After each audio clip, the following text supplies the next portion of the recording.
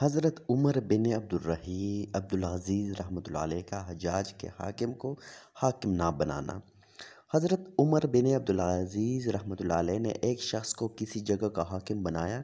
किसी शख्स ने अर्ज़ किया कि ये साहब हज्जाज बिन यूसुफ़ के ज़माने में इसकी तरफ से भी हाकिम रह चुके हैं।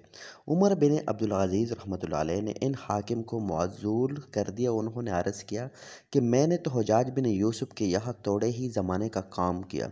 उमर बिन अब्दुल अज़ीज़ रहमतुल्लाह अलैह ने फरमाया कि बुरा होने के लिए इतना ही काफ़ी है कि तू मैं इसके साथ एक दिन या इससे भी कम रहा।